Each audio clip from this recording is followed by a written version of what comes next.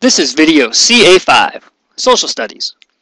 Social Studies is the integrated study of the social sciences and humanities to promote civic competence. While there are a lot of aspects of social studies, the text mentions three distinctions within social studies.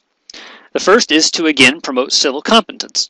The second is to realize and understand that social studies is cumulative and it evolves over time.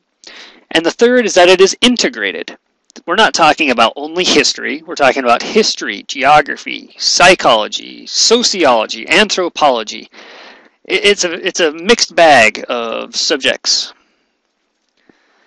ELLs and social studies. Keep in mind that some content, a large amount of it, may be completely new to students from international areas.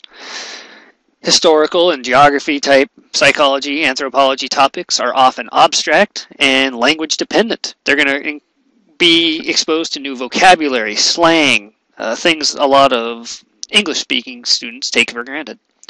Again, social studies includes many disciplines and there's extensive background knowledge needed.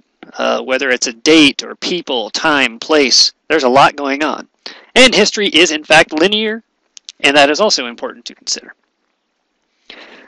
Speaking of vocabulary, how is that going to affect your social studies classroom? Well, understand that again, there's going to be different meanings and contexts for many different words. And when you're dealing with a combination of lectures, text, articles, and storytelling, you've got to make sure that your language and vocabulary are clear and understood by everyone in class. Well, how about some strategies for teaching and learning social studies? Well, an easy one that is sometimes forgotten is to create a learning environment with social interaction. That's going to be a big one. A lot of history and geography, anthropology is storytelling, hopefully from a factual background, but also for entertainment. Create that environment where people and students can interact with each other and learn from each other. Celebrate the diversity in your room. If you've got 5 different people from 5 different areas of the world, utilize that. Make material relatable. You can do this in many different contexts depending on curriculum. And how about getting back to the basics? Writing outlines, using daily planners, organizing, anything like that. Because history is linear, planning and organization is a huge aspect. And what more can you do to make your topics accessible for ELL students? Well, you've got to consider who's in your room and have a little background knowledge. If Ethiopia is having a huge war with Germany, well, you might want to understand that if you've got an Ethiopian and a German student in your room.